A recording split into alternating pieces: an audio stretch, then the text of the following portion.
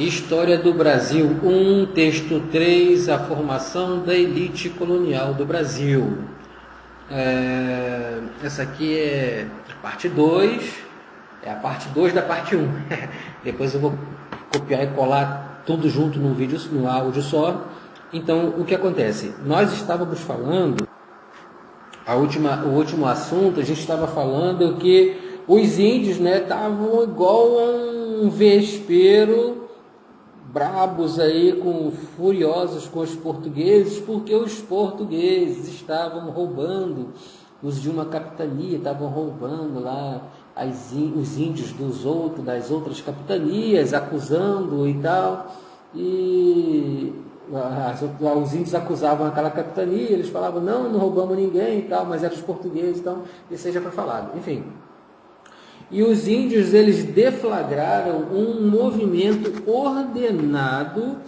A impressão que a gente tem, lendo o texto do Recupero, é que esse movimento foi um movimento ordenado, coordenado, de forma a atingir todo o território ocupado, onde houvesse, nesses 8 pontos aí, onde haviam as instalações, as vilas, os vilarejos da colônia, dos colonizadores, que até então estavam sendo razoavelmente recebidos, mas que, por manobra deles mesmos, estavam sendo agora atacados pelos índios que estão, como eu disse, furiosos. Bom, enfim. E esse ataque ele foi coordenado, foi liderado, e foi um ataque, uma ofensiva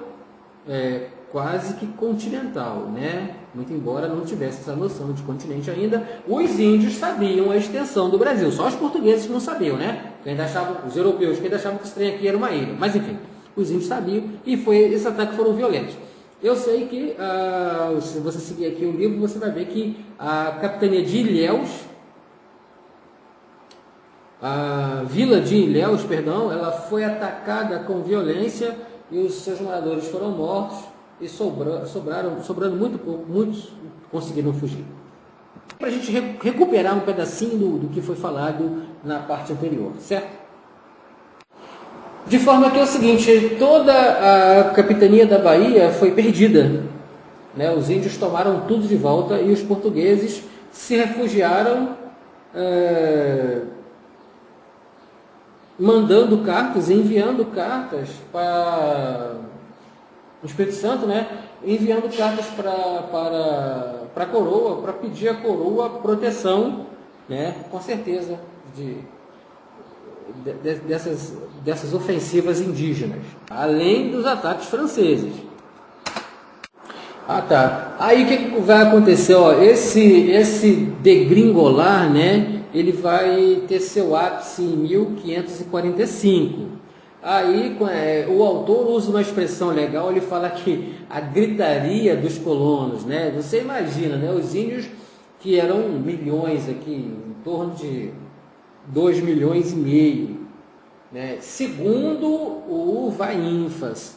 O povo indígena fala que havia mais de 5 milhões, eu particularmente acredito que haviam mais de 5 milhões de indígenas em 1500, mas, daí o doutor Vainfas dizendo que não, na verdade esse texto aqui não é dele, mas é só um parênteses para vocês poderem. O que eu estou fazendo aqui? A gente está dialogando textos, Então, todo diálogo com outros textos que eu puder fazer, a gente vai fazer, de forma que os últimos áudios eles vão ser muito mais ricos do que os primeiros. Tá bom, então o Vainfas ele vai dizer que não, que eram só 2,5 milhões, mas você imagina, um punhado de portugueses sendo dizimado por um montão de índios nativos, o desespero. Então, por isso que eu estou gastando esse tempo inteiro para fazer vocês entenderem, por que o autor coloca a gritaria dos portugueses, dos colonos para o rei. E o rei vai lançar ele vai se preparar, é claro, vai dar ordem para os seus ministros para prepararem um navio que deveria partir para cá em 1547, né, com provisões e com socorro, com tropas e tudo mais. Mas esse navio ele não vai partir porque perde-se o princípio da oportunidade geográfica, climatológica, na verdade, dos ventos favoráveis, né, os ventos que trariam, como eram caravelas, né, vocês lembram disso, né? Então esse navio acabou não partindo, para o desespero geral, completo e genuíno dos colonos que estavam aqui. Quem mandou eles mexer com vespeiro? Não é preciso falar que a situação era grave, gravíssima, que ela exigia aí uma logística, recursos de uma envergadura muito maior para se tratar com essa questão. Bom, gente, agora nós vamos tratar da criação do governo geral, certo? Vamos seguir aqui os passos do autor para ver como ele compreende a criação do governo geral. Para começar, a gente tem que lembrar, né, inclusive do texto do Botzer, que a coroa portuguesa ela tinha modelos de administração diferentes para cada tipo de colônia diferente, né? Nós estamos falando aqui da formação da elite colonial no Brasil. Nós ainda não chegamos nessa parte. Nós só vamos chegar nessa parte aqui na formação da elite colonial, talvez daqui a umas 2 horas de diálogo. Todo esse assunto que eu estou trazendo aqui para vocês, ele na verdade, são os elementos que vão constituir, né, os primórdios, né, a base que vai possibilitar o surgimento, né, a formação, na verdade, dessa elite. Então, neste primeiro momento, a gente tem que lembrar que nós estamos, muito embora, já vou retomar, muito embora nós estejamos falando de uma colônia aqui, Brasil, nós estamos também falando da metrópole, né, que está vivendo pulsante nas veias do seu Leviatã, todo esse processo de expansão marítima, nas quais ela tem as suas colônias estabelecidas ao longo, né, das costas da África, da Ásia, né, e agora da América. E ela, como nós vimos, ou alguns não viram, vão ver no texto da colonização, o processo da colonização, depois do processo da formação dessa elite, é que alguns órgãos, né, no caso como a Câmara, lembra? A Câmara, a Misericórdia, a gente falou demais sobre isso aí. Quem não viu deve ler, deve ver o áudio. O nome do áudio é O Império Colonial Português. O Império Colonial Português. Esse áudio ele vai falar muito claramente sobre a Câmara e a Misericórdia. Por que eu estou trazendo aqui a Câmara e a Misericórdia? É porque a Câmara e a Misericórdia elas eram órgãos, instituições, na verdade, que elas foram criadas em Portugal para atender às demandas, né, criadas em Lisboa, para atender às demandas do interesse desse Estado monárquico de Lisboa, né, nesse processo de expansão, mas para atender dentro. Então, essas instituições, elas foram exportadas para as colônias.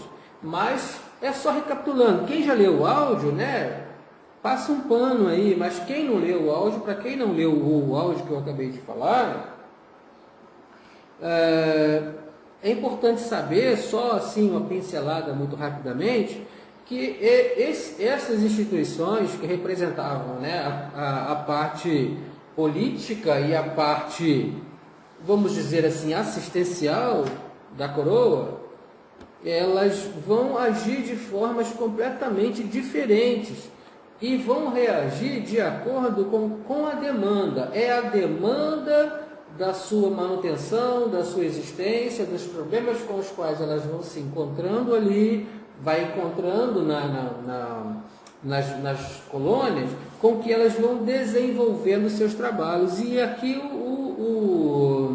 o Ricopeiro, ele vai trazer essa informação. É claro, né?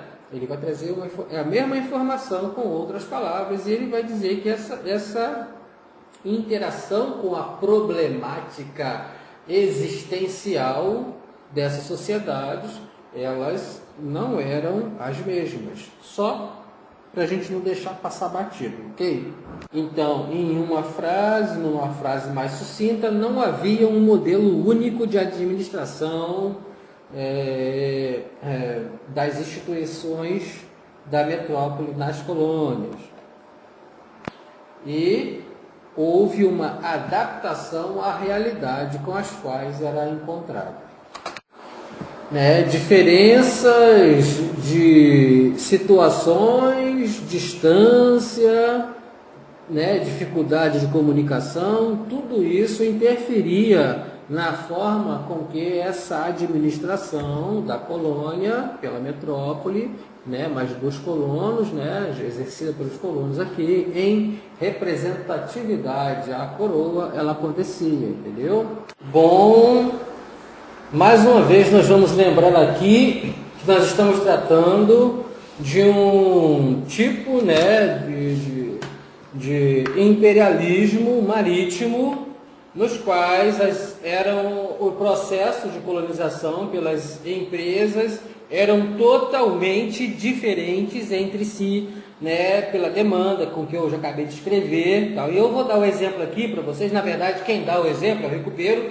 O Ricopeiro, ele vai dar o exemplo de que no Marrocos e nas colônias da África não houveram os mesmos processos que aqui na colônia Brasil, certo? As instituições não existiram, e agora nessa primeira fase, como assim, trazendo para a primeira fase, não houveram governos gerais, não houveram capitanias, não houveram seis-marias. Essa é a informação que o Ricopeiro traz, ok? Seis-maria, capitania, governo geral, só que, apesar de que lá tentaram implementar a questão da Câmara, mas não foi bem sucedida, especificamente no Marrocos, e nem muito menos a Misericórdia.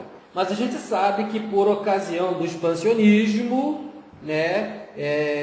foi tentado nessas áreas, só não aconteceu do jeito que aconteceu no Brasil. Nós poderíamos entender com o sucesso, aqui no Brasil houve sucesso na implementação de capitania, enfim, lá não houve. Mas a gente tem que fazer uma observação, que é a observação que o Ricopeiro faz, a gente tem que prestar atenção, na verdade, nós precisamos prestar atenção na observação que o Ricopeiro faz, que é que no Reino de Angola foi criado um governo geral, e esse governo ele administrava todas as possessões do Reino de Angola. Isso é a única diferença que tem. Bom, a gente sabe, nós temos informação de que esse processo, ele foi dado pelas empresas da conquista, as empresas ultramarinas, e elas tinham a sua missão não só de trazer, de navegar e tudo mais, mas também de fazer aí o aporte, ou seja, o atracamento dessas empresas no solo, né, e se instituir ali no solo, né, se fixar, na verdade, ao solo. E essas empresas também estavam ligadas, de certa forma, ao processo da formação da elite colonial. Não só aqui no Brasil, o texto, nós estamos tratando da formação do Brasil, vou ficar falando centenas de vezes, né? Mas acontece que é um comparativo que em outras colônias isso também foi tentado, não com o sucesso daqui. E com agora a informação nova trazendo a participação dessas empresas, ok? Então, Recupero vai trazer uma informação interessante a respeito das formas de gestão. Primeiro, lembra que a gente falou no começo do vídeo que os vassalos eram enviados, né? E que até a França não tinha controle sobre os vassalos, mas Portugal detinha um certo monopólio, um certo controle sobre esses vassalos que estavam sendo enviados aqui para a América do Sul. Então, mais precisamente para a Colônia Brasil, eu chamo Colônia Brasil porque a professora, a tia Maricleia, não quer que fale de Brasil ainda, tá certo, ela tem razão. Mas então vamos falar Colônia Brasil, Brasil Colônia, tanto faz. Enfim, o Portugal tinha controle sobre seus vassalos, mas nem todos, né? E não tinha controle total, tinha um grande controle. O boom, né? O feeling no modo do Borogodó é você sacar que Portugal tinha sim esse controle sobre seus vassalos, mas em compensação não tinha total controle. E também não tinha controle sobre todos os vassalos. E é uma coisa, você está entendendo? É diferente. Controlava até certo ponto e até certo número, mas alguns sempre escapulia, como nós vamos ver, na verdade, informação, na verdade, do expansionismo, a gente vai ver que quando eles chegarem, né, com os portugueses, que nós estamos tratando dos portugueses que estão nessa banda de cá do Atlântico, mas os portugueses que estão na banda de lá do Atlântico, ou seja, que estão na África, adentrando pelo território da África, a gente vai ver que, inclusive, quem acompanhou os áudios dos áudios passados, dos textos passados, vai lembrar que durante esse trajeto, se eu fumasse, que durante o trajeto, esses portugueses formavam até milícias de capturar os nativos da África. Isso é um outro processo. É só para lembrar. É só para trazer aqui um contraste, ok? Então, e por que nós estamos tratando de tudo isso? Por causa, né, dessa tomada, né, de iniciativa dos vassalos de dominar. Eles, claro, os caras saíram do Portugal, receberam autorização ou não, estão aqui, então eles vão tentar administrar a colônia, a parte que lhes foi cabida, né? Que lhes foi delegada, que lhes foi outorgada, de acordo com as suas intenções também. Eles têm que defender o seu quinhão, a sua parte, os seus interesses. E nesses interesses, quando conflitava aí, muitas das vezes com os interesses da coroa, aí a empresa... Interessante que a gente tem que lembrar que nós estamos tratando de uma empresa de expansão marítima, que são as companhias, né, as mais famosas eram as companhias das Índias Orientais, né? E as companhias das Índias Ocidentais, que eram duas companhias de comércio.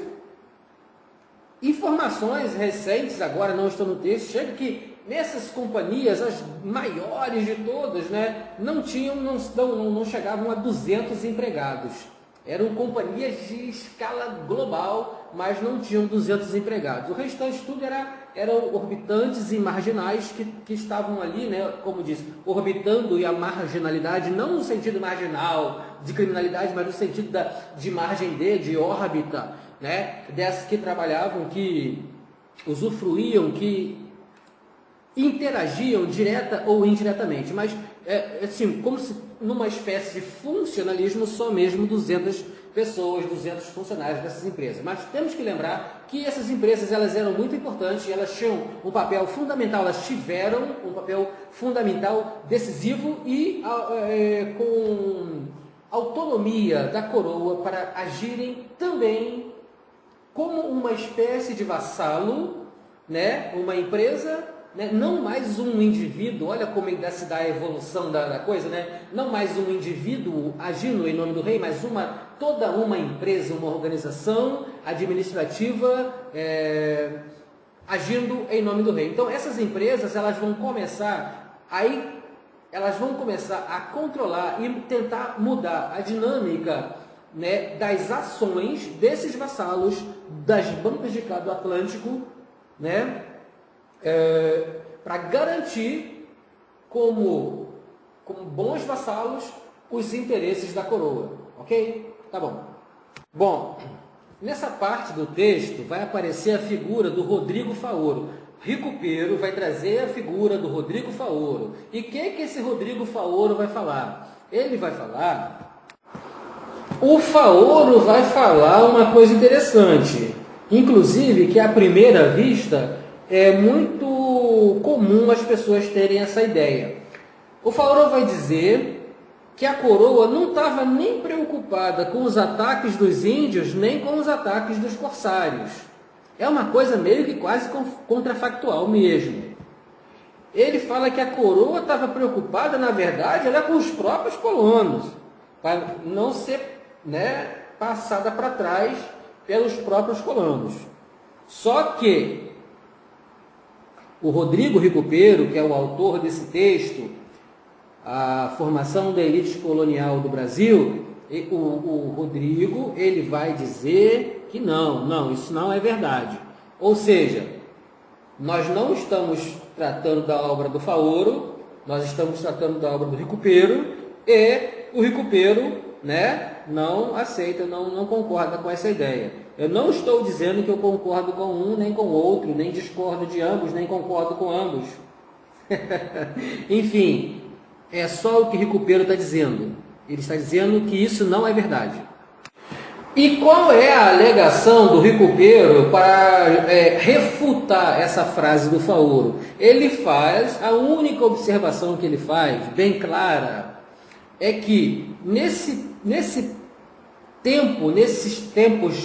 tempos primordiais, os colonos, eles não tinham, ele não fala isso, mas é óbvio, você pode deduzir, né? Eles não tinham recurso sequer, né, para intentar passar a perna na coroa. E ele justifica isso dizendo que os colonos, eles estavam apenas lutando, eu vou colocar essa palavra entre aspas, lutando para sobreviver.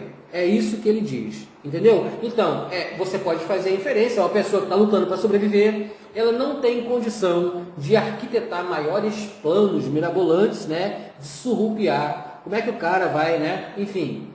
Mas a coroa, é possível você imaginar que a coroa, que isso passasse, mas como eu disse, é contrafactual, não é a visão do Ricopeiro, portanto, não é objeto deste estudo. Beleza? Então tá bom. Bom, gente, o Ricopeiro, ele vai também registrar aí a sua, né, o seu repúdio à ideia do Jorge Couto. O que o Jorge Couto vai falar? O Jorge Couto vai dizer que um dos motivos da formação, né, de colônias aqui no Brasil é a questão geopolítica, referente aí a ocupação, né, da América Espanhola pelos espanhóis, é óbvio. Então, ele diz que não, isso não é a ocupação do Brasil, a ocupação da colônia Brasil, não era por esses motivos, nem geopolítico, né? Na verdade, são duas discordâncias diferentes, né? Ele diz que não é através de... não se pode ser entendida por essa lógica. Geopolítica pro Ricopeiro, não é. Aqui, nesse ponto do texto, Ricopeiro traz a informação de que em 1549, a capitania da Bahia, que era outrora particular, passa a pertencer à coroa, ok? É bom lembrar que haviam capitanias, né, de direções particulares e haviam capitanias de direções da coroa. É interessante lembrar, não nesse texto aqui, agora nem lembro mais qual texto é, que fala que a capitania de Pernambuco, ela era uma das capitanias, por incrível que pareça, era uma capitania particular. Das particulares, ela foi a única que serviu aí, né, de modelo, né, de excelência para as demais capitanias. E à medida que o tempo foi passando, a coroa foi comprando capitanias para si. A gente pode entender esse processo de compra de capitanias como um processo de reorganização política e econômica acontecendo já no Brasil colônia. E quem estava no topo, né, aqui no Brasil, né, é claro que isso aqui pertencia a Portugal, né, mas no topo dessa administração aqui no Brasil, quem estava no cargo era o governo geral. Então, a partir de 1549, para quem vem pesquisando, vai saber que vai ser criado no Brasil, na colônia, o governo geral. E é ele que vai administrar todas essas capitanias. Aqui aí o Recupero traz uma informação que no fim do século XVI, ou seja, no final de 1590, por exemplo, a coroa já tinha 5 capitanias, né, em relação às outras particulares. E no final do 16 isso vai mudar. A coroa vai ter 8 capitanias, né, oficiais, régias, e vão ter apenas 6 capitanias privadas. Dentre essas 6, é claro que vai estar de Pernambuco, que a gente sabe desde a 4ª série. É óbvio que as capitanias reais elas vão ter um desenvolvimento muito maior, muito mais acelerado, né? Uma evolução bem mais rápida do que as capitanias particulares, uma vez que a coroa injetava recursos nelas. É óbvio deduzir, né? Em 1612, vai surgir, então, através de um livro, a ideia, não de uma ocupação territorial onde existiam várias capitanias, mas nesse momento vai surgir a ideia de um pertencimento, né, de todas essas capitanias a uma determinada região política e administrativa que nós poderemos entender como se fosse um país. É claro que esta expressão país, ela não se aplica nesse momento por questões que nós já estamos careca de saber, mas essa noção de pertencimento a um estado muito maior, a um reino, ela começa a ficar forte, ela começa a aparecer. Bom, é parte de um histórico dessas capitanias que no processo de instalação, no processo da sua fixação, né, vamos colocar de uma outra forma, o processo de fixação das capitanias foi um processo violento.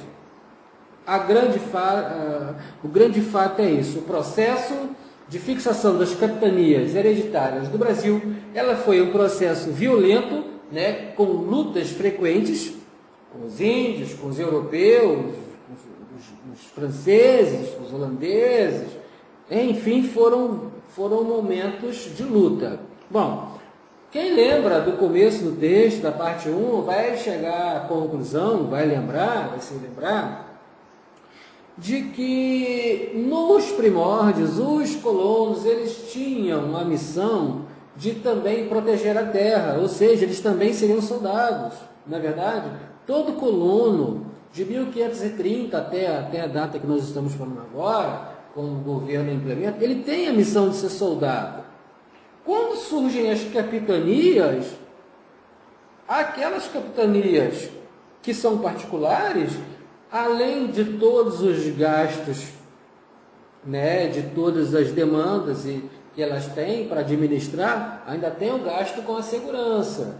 E nas capitanias promovidas, gerenciadas pela coroa, esse gasto ele faz parte da receita, porque ela também tem a receita dela sobre as outras capitanias. Então, muito dessa renda navegava aqui dentro do Brasil para o próprio Brasil, né? Da colônia para a própria colônia. Então, ela sentia menos impacto, não só na administração, como também na evasão da riqueza, porque a renda, a riqueza, continuava circulando e chegando até ela. Ao passo que a particular tinha todo esse gasto e toda essa despesa, não só de energia, mas de riqueza, e que isso contribuiu para o enfraquecimento dessas capitanias particulares, certo? Eu falei aqui de Pernambuco como uma capitania particular bem sucedida, mas a capitania de Itamaracá também deve ser lembrada, certo? Capitania de Itamaracá, muito bem sucedida. As capitanias do Rio de Janeiro também, a capitania do Rio de Janeiro também ia muito bem, mas Ilhéus ia por água abaixo. Tanto que ela foi comprada, né? A coroa comprou para evitar sua completa e absoluta falência. É bom lembrar que a partir desse momento, né, a partir de 1560, a coroa ela vai construir presídios e também fortificações, né? Cada um para suas atividades. Não precisa nem ficar discorrendo muito sobre isso. Todo mundo sabe qual é a função do presídio, todo mundo sabe qual é a função da fortificação. Com a diferença que a fortificação tem, né, um detalhe a mais que a gente pode trazer, é que elas também serviam, né, de pontos para o desenvolvimento de ideias, né, de encontros políticos também, porque ainda não havia sido construído nenhum prédio de Câmara ou de Misericórdia. Então tudo se dava dentro da capitania e dentro das fortificações. E aqueles que estavam contra, que lutavam contra, que como se diz, mijava fora do pinico, com certeza tinham aí a cadeia para serem jogados, lançados na cadeia, de acordo com a determinação do capitão, do governador-geral. Agora nós já estamos falando aqui, a partir de 1559, 1560, já tem governador-geral, certo? Então tá bom. Gente, outra capitania também que estava em franca queda, decadência, é a capitania de Porto Seguro, viu? Não somente de Ilhéus, mas também Porto Seguro, ok? Então, traz aqui também, o Recupero traz a informação aqui de que as capitanias comandadas pelos capitães nomeados pela coroa, elas tinham não só mais prestígio, mas também as suas determinações eram muito melhores aceitas, recebidas, não só recebidas, mas ele tinha muito mais autoridade do que as outras, porque ele era um representante oficial do rei. E qual era essa lógica, né? O Recupero vai trazer a lógica, era troca de serviço por mercê. Mercê é favor, tá bom? Então, trocava serviço por alguns favores concedidos pela realeza. Detalhe aqui é que ele vai trazer a informação de que essas capitanias, todas elas vão ser extintas no século XVIII, ok? Olha, nós já viemos falando, né, da criação do governo geral. A criação do governo geral já foi para colocar os pés da coroa aqui, né, porque a intenção da coroa muito provavelmente já era acabar com essas capitanias, né? Então ela cria o governo geral, ela começa a comprar as capitanias falidas, né, injetar recursos nessas capitanias, e quando as outras vão quebrando, ela vai anexando essas partes ao território e ao fim que no início, pouco mais do início do século XVIII, não vai haver mais capitanias e sim o governo geral vai estar a pleno vapor, ok? O Recupero traz uma informação aqui interessante a respeito do que antigamente, nas capitanias privadas, elas tinham a obrigação de prestarem contas das suas atividades para a coroa, né? Então a coroa mandava uma espécie de corregedor, na verdade ela mandava um corregedor para cá, né? Para verificar, fazer o seu trabalho, né? Seria uma espécie de auditoria. Não existia essa palavra naquela época, nesse sentido que nós conhecemos hoje, ele está sempre falando isso, mas ele ia exercer esse trabalho de auditoria nas capitanias, mas algumas capitanias, antes da implementação do governo geral, esse corregedor ele nem passava da porteira, não entrava mesmo, porque eles tinham, eles se intitulavam, né, autodominantes, né, nessa questão, autossuficientes, que não precisavam de uma corregedoria da coroa. Tipo assim, o que nós estamos devolvendo à coroa é mais do que justo, é isso mesmo, ponto final, e o corregedor não entra. E quando vai... Por que eu estou falando isso, né? Quando o governo geral vai ser implementado, aí esse corregedor ele já vai ter livre acesso, porque ele já faz parte do sistema, a capitania faz parte do sistema, ele faz parte do sistema, e tudo vai funcionar, né, para concorrer com aquele fluxo, né, que eu falei das mercadorias, das riquezas fluindo, né, para manter esse fluxo, aumentar, revigorar, fortalecer e continuar direcionando o fluxo da riqueza da colônia para a metrópole. Quem lê o texto vai ver chegar numa parte aqui, né, mais ou menos aí por volta de uma meia hora de leitura, não sei qual página, ele vai destampar, falar dito governador, dito capitania, dito não sei o que, dita capitania, dito governador, e, enfim, vou falar para vocês, é uma ditação danada, mas enfim, pula essa parte, esse besterol, nós vamos entrar propriamente no que o autor quer dizer. Mas no frigir dos ovos, o que ele quer comunicar com esse tal dito, desses monte de ditos aí, é que ele está assumindo o controle das capitanias, transformando-as em capitanias pertencentes, né, ao poder regio, né, por ordem de si mesmo.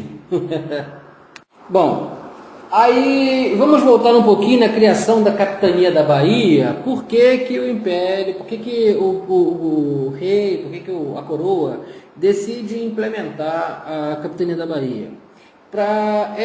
A capitania da Bahia inicialmente foi uma tentativa de centralização do poder, né, da coroa aqui, para que ela servisse também como um instrumento de justiça régia, como um rudimento, né,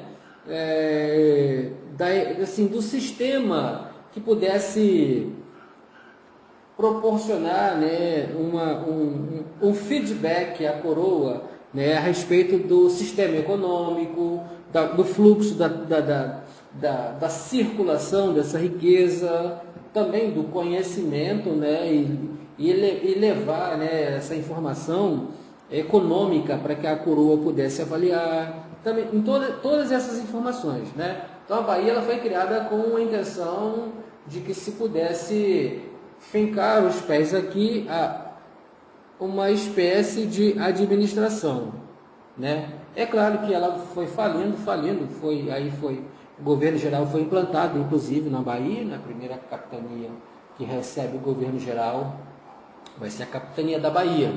A expressão que o rei usou para justificar tudo isso é para que a capitania da Bahia pudesse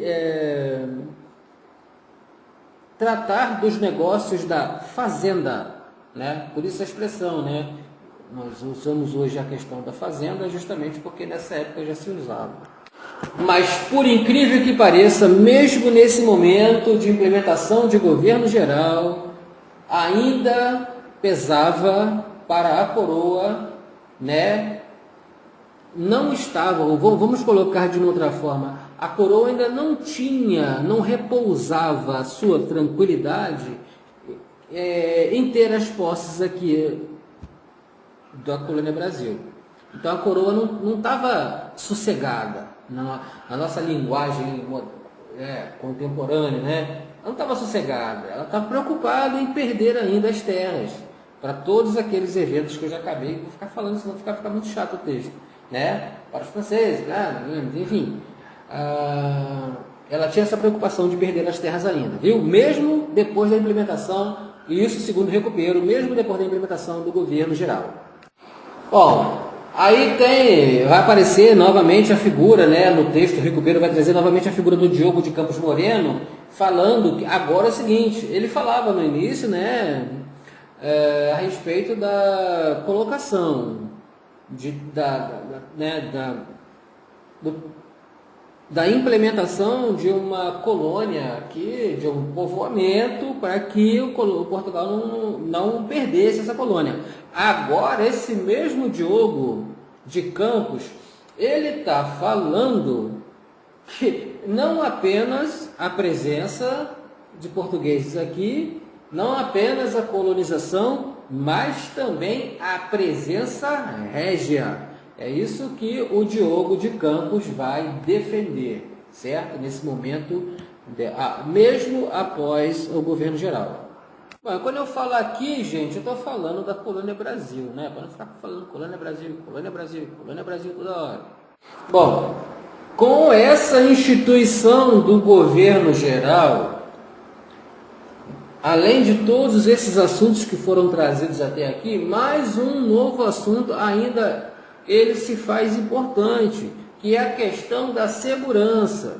Bom, a gente está careca de saber que no início, eu vou usar a mesma palavra que eu usei no começo do texto, nos primórdios da colonização, quem tomava conta, quem fazia segurança da costa na área da sua capitania. Gente, onde eu estava? Me perdi. Peraí que eu vou voltar, que chamaram na porta aqui, agora eu tenho que ver onde eu estava. Lembrei. Então, durante todo o século XVI, vai ter um esforço muito grande da capitania, do governo geral, na questão da segurança. Eu estava falando, agora lembrei. O que acontece?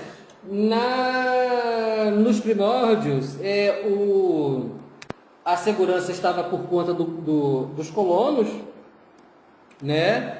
E por conta e risco dos colonos. E agora está sob a batuta, né, da coroa. Então isso vai fazer uma diferença, porque a coroa tem toda uma estrutura administrativa e logística.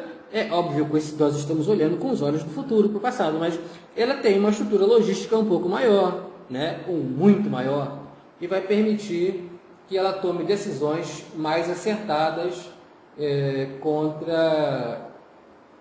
relação à questão da segurança, né, pelo advento das invasões que continuaram a existir, das brechas entre uma e outra capitania. O autor ele é simples, Recupero vai falar assim, que o interesse do governo geral era simplesmente acabar com a resistência indígena e estabelecer uma forma de segurança na costa, né, de forma que expulsasse os invasores. Só isso. Só isso, entendeu? É até hilário, né? Que isso aí simplesmente é uma empreitada. Lembra que eu disse para vocês no começo sobre fortalecer todos os lados? Quando você tenta fortalecer todos os lados, no fundo você está enfraquecendo todos os lados, segundo Sun Tzu, né? Mas a gente não está tratando da arte da guerra, não. Bom, enfim, era só isso que o governador geral queria. E ainda, né?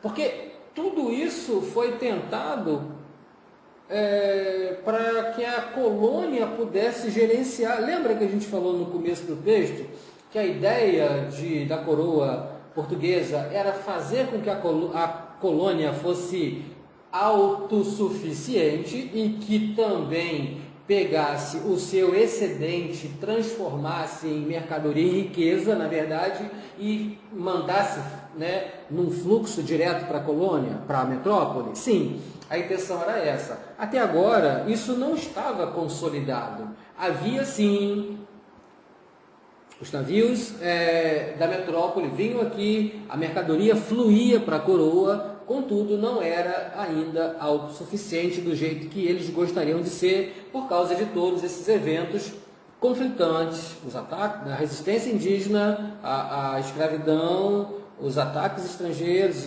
O texto é permeado por isso.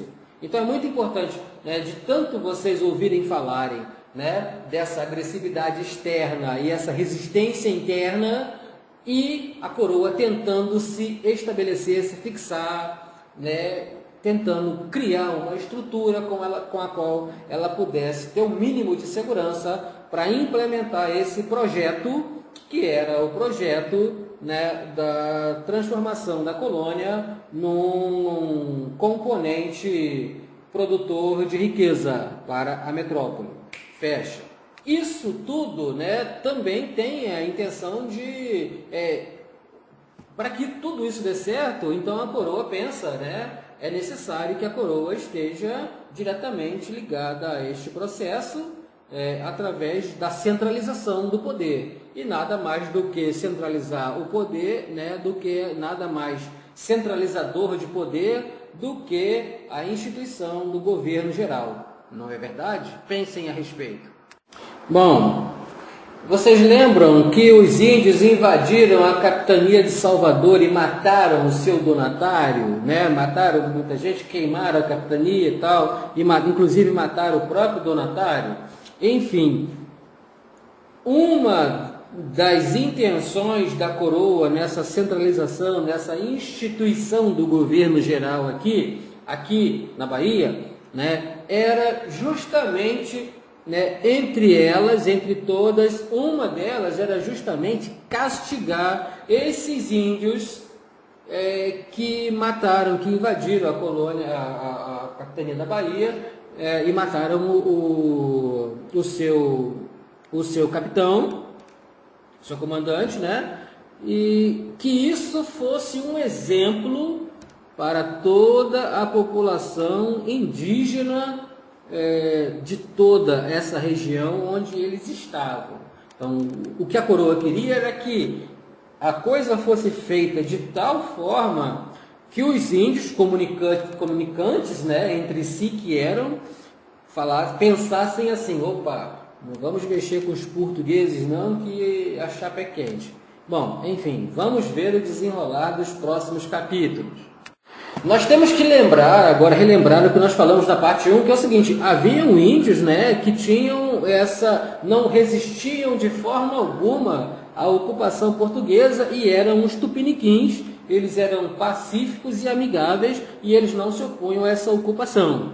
Então, de cara, né, a coroa recomenda ao governador geral que faça uma investigação para apurar, né, nos termos atuais, né, que tipo de tribos, quais os tipos, né, quais as tribos envolvidas nesses ataques, para que elas pudessem ser, na figura dos seus líderes e nos seus exércitos, né, vamos dizer assim, entre aspas, entre 50 mil aspas, né, os seus exércitos, os seus guerreiros, como era dito, né, que eles fossem punidos exemplarmente, como já foi falado. É óbvio, né, que o rei vai recomendar que o governador geral, né, entre em acordo aí com o líder, com o chefe dos tupiniquins. Vamos lembrar mais uma vez que cacique não era um título, como todo mundo sabe. Não é verdade? Cacique era uma tribo, a tribo dos caciques. Mas a liderança indígena, procurar essa liderança indígena dos tupiniquins, para que essa liderança entrasse em contato com todas as lideranças tupiniquins, né, aqui da América do Sul, e os convencesse, de certa forma, os cooptasse para lutarem em favor de Portugal contra os agressores dos portugueses. Bom, então o que vai acontecer? O governador geral vai encontrar esses índios, vai haver essa a palavra moderna, né? Contemporânea, na verdade, coalizão, né? De índios e soldados milicianos da parte da coroa, eles vão encontrar essas tribos agressoras, vão punir, esses índios vão ser punidos exemplarmente, né? E vai acontecer que aí assim, a coroa vai ter cumprido essa primeira etapa, segundo a qual ele não poderia partir para a próxima. Bom, aqui, vencida essa resistência indígena, vai aparecer a ideia, né, essa ideia de centralização, ela vai se exteriorizar da figura do governador geral. E o que vai acontecer? Todas as capitanias, ele vai, né, na carta, quando ele vem de navio, né, como se diz antigamente, quando ele vem encaixotado, quando ele vem no navio, ele já traz essa carta do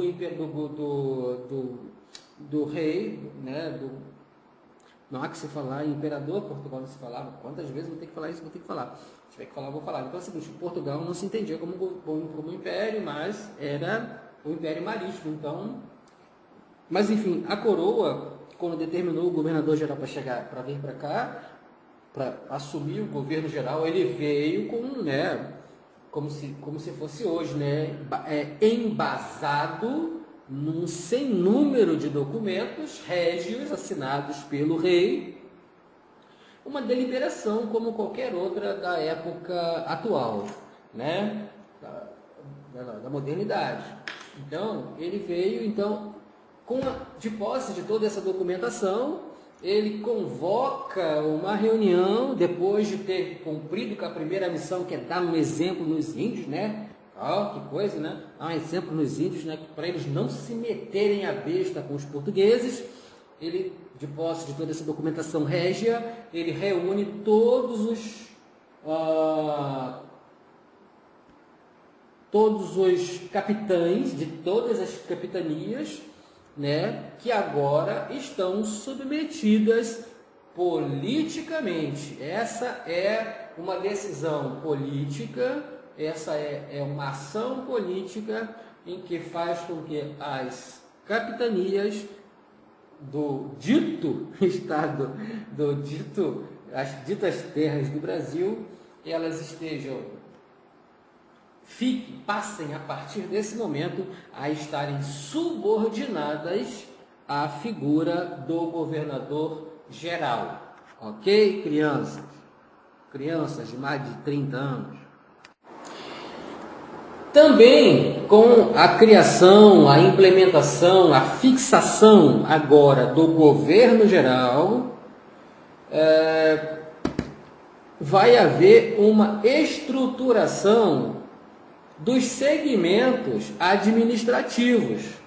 Uma dessas estruturas administrativas, uma das primeiras estruturas administrativas que ganharam corpo, né, que saíram, na verdade, do corpo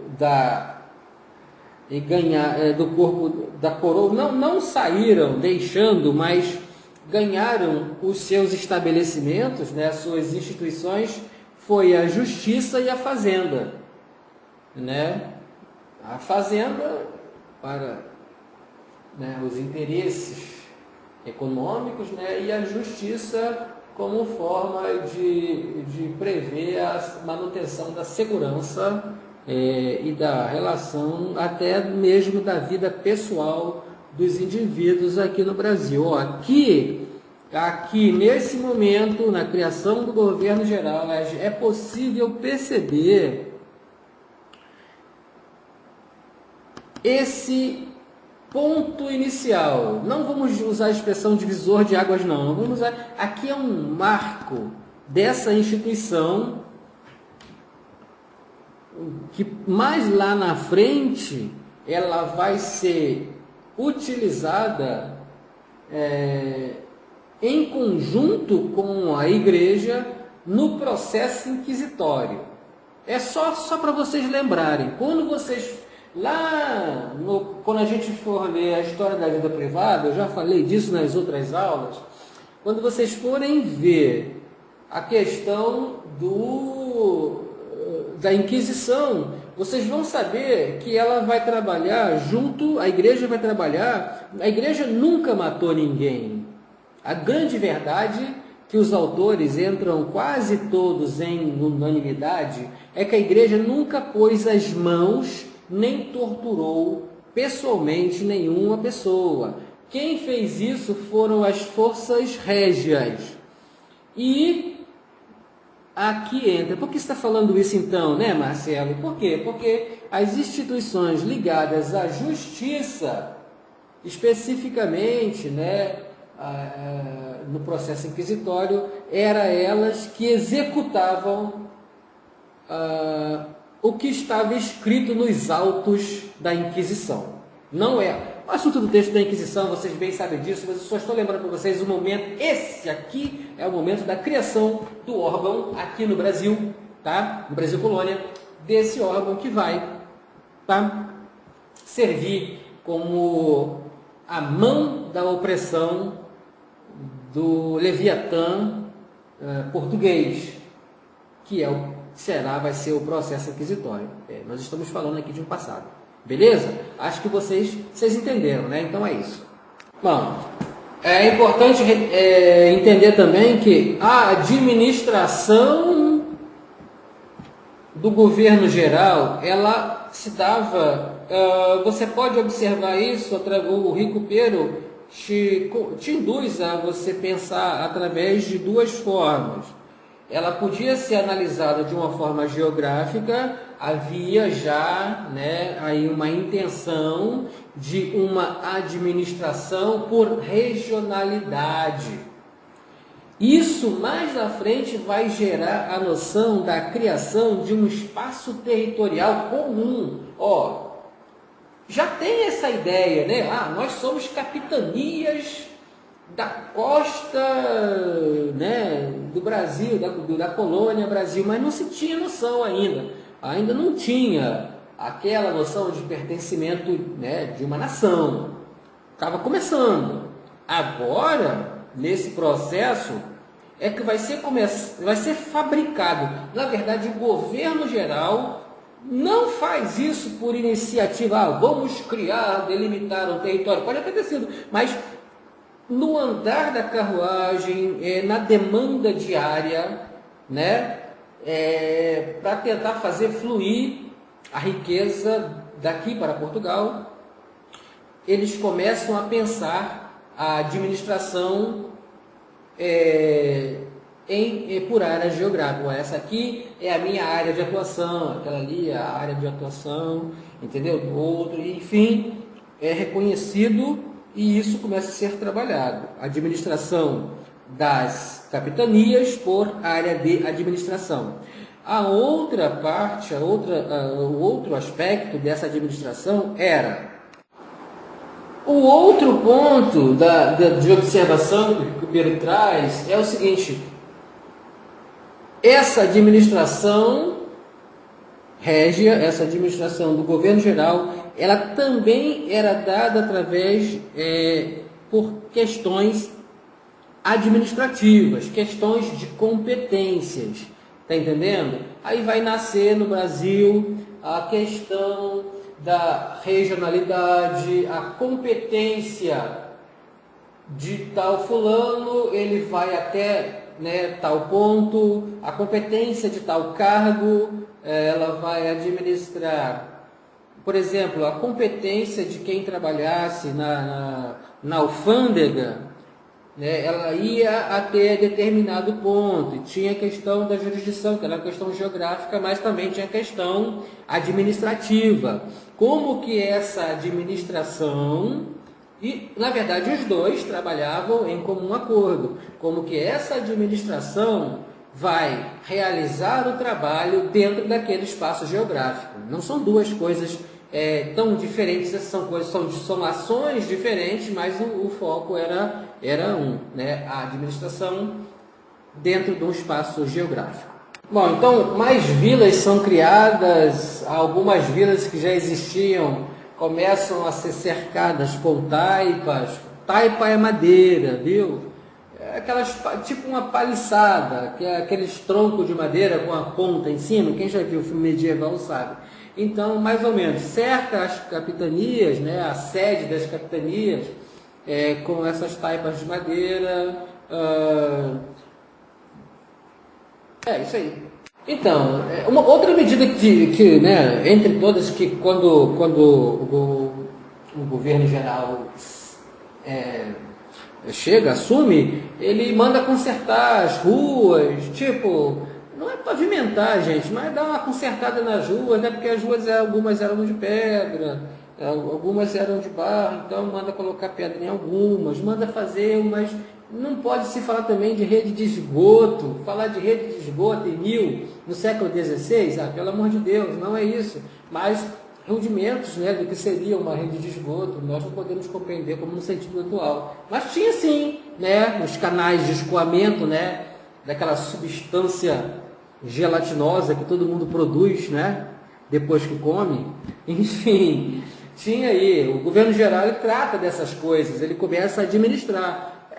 Vamos dizer assim, seria a proto-ideia de uma prefeitura, né? Bem rudimentar.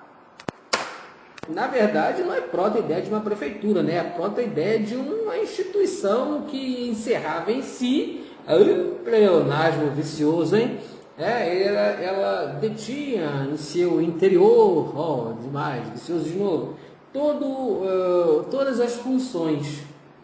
A gente acabou de falar da questão da justiça, da questão da economia e agora a questão da administração, da questão das obras, que estava tudo ali na mão do governador geral, né?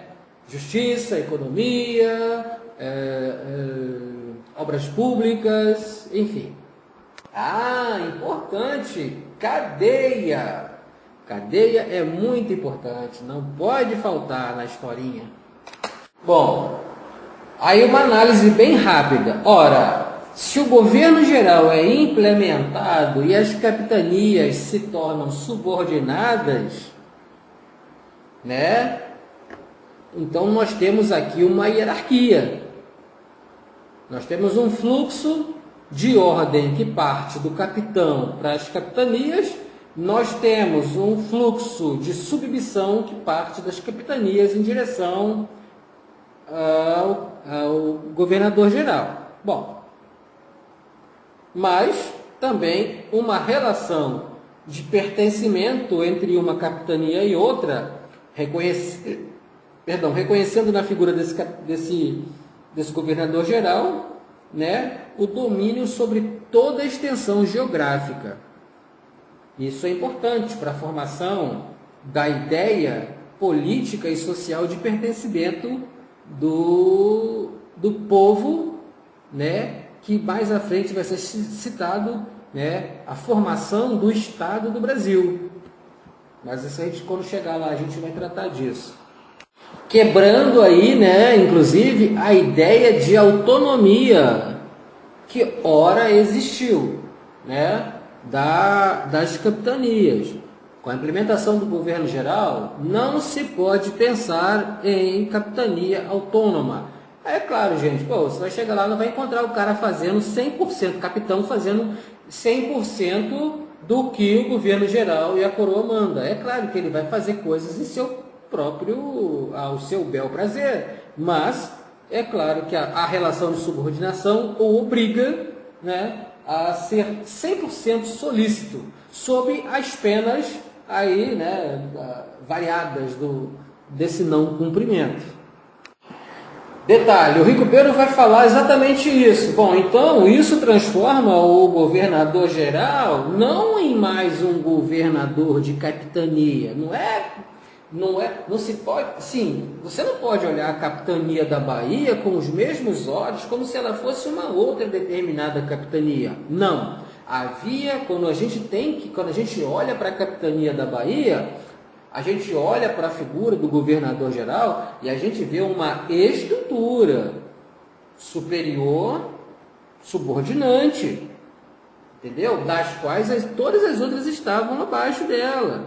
Então, quando acontecia uma conversa entre o governador geral e o capitão, governador, comandante de uma capitania, a conversa ela não era no mesmo nível. É o que nós poderíamos muito anacronicamente falar em federação. Olha, por isso que eu estou colocando 70 mil aspas aqui, para ninguém me chamar de louco, né?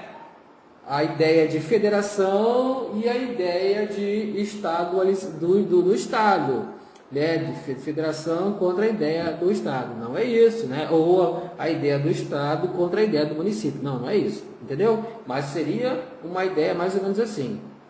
O governador geral, ele seria hoje comparado com a figura aí de um primeiro-ministro in loco. Até a fundação, a implementação do governo geral, essa parte aqui do Brasil era conhecido como a costa do Brasil, ou as partes do Brasil, né?